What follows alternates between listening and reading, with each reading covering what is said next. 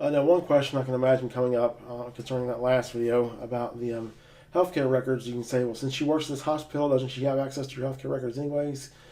She doesn't have access to my records from the other hospital, and she doesn't have permission to view my records in her hospital. As an employee of the finance department, there's no appropriate reason for her to be in my chart and to be getting my healthcare records. And so if she files a Medicaid application, that would be a legit reason um, uh, to, um, to get the records. Now, why would Wells Fargo be after the records? I'm at the hospital. I'm 18. Well, they've been caught in a crime, and for one, there might be something on those records, which there are things on those records that could prejudice a judge or jury, bias the judge or jury against me. As I said in my other videos, I've spoken very, very, very stark, dark, evil, twisted, a lot of extreme stuff that I said when I was in that hospital. That relates to my self-perceptions at the time. They could find something to bias the judge or jury against me. And then the other thing is here Wells Fargo has made a stupid. I mean, you don't invade people's privacy like this, okay?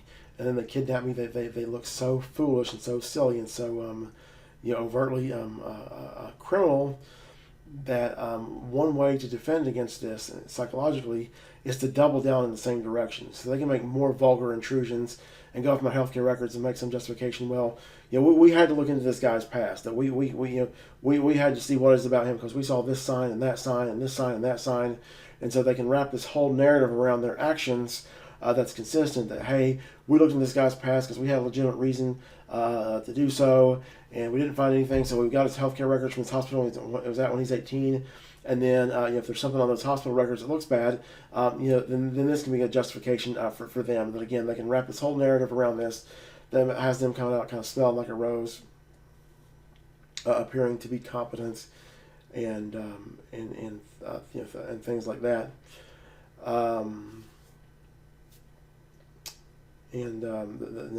So here I've got this Charlie lady I've got it recorded asking for my social security number. Now, the next time that I go, after following this call with Shirley, next time I go to my nurse practitioner named Kathy to get my meds, to have a meeting. We have a meeting, we talk, and they write out my meds. I get my meds filled, the visit's there.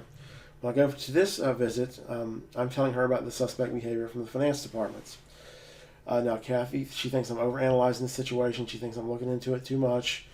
That Shirley's just doing her job, and she wants, she says this, she discounts my concern. She doesn't think that I have a legitimate concern with the fact that this lady is asking for my social security number.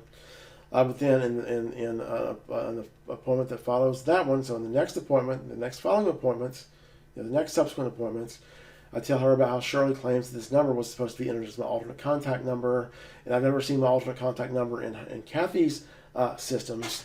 And what happens is Kathy has a realization. She gets this very disturbed look on her face, and she's realizing that something is up. And I didn't fully connect this at first with what's happened, but as I'm leaving that visit, she reaches out to shake my hand, and she has got a very, very disturbed, bizarre demeanor and look on her face. It's like something is eating her up. She doesn't like it. Now the implications of this become clear when after this visit with Kathy, a couple weeks down the road, I'm talking to Jenny, and Jenny very magically has things on her mind that I've discussed with Kathy. Okay, and I know how this works with poor little Jenny. Poor little Jenny. She's kind of not all there in a way.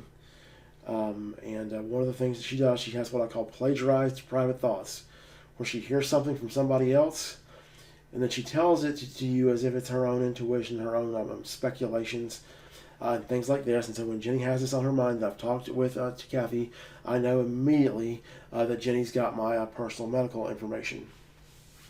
At first, I think that she's got a printout of my notes from my clinical visits, and then I eventually figure out that Kathy has reached out to the people at Jenny and the people at Wells Fargo and just handed them over every detail. I don't know what it was, what the demeanor of the thing was, or what the tone of it was. It may have been, oh my God, he's trying to get us in trouble. He's going to get us in trouble. We got this finance lady committing this fraud because Wells Fargo needs the healthcare records. So let's just give it all to them. Whatever they need, we'll give it to them.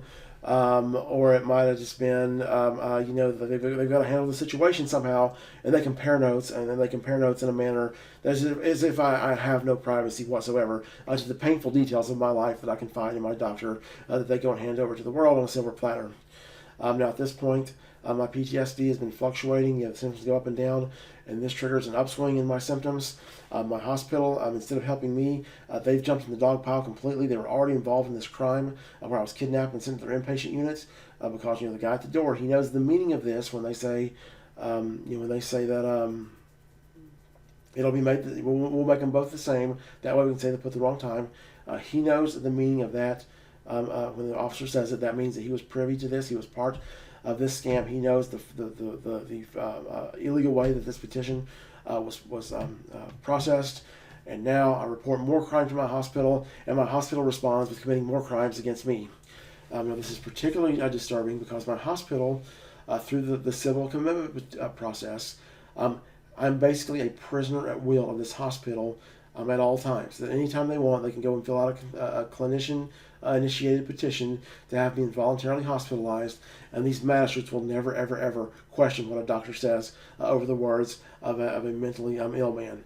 Okay, again, I've lost my liberty completely, that I'm entitled under the Constitution. I could be taken out of here in handcuffs for no reason, committing no crime, done nothing wrong at any time. Okay, and it's like I'm a prisoner at will of my hospital. I'm a prisoner at will of Wells Fargo. I'm a prisoner at will of anybody who has a contact within my hospital on their contacts on their phone.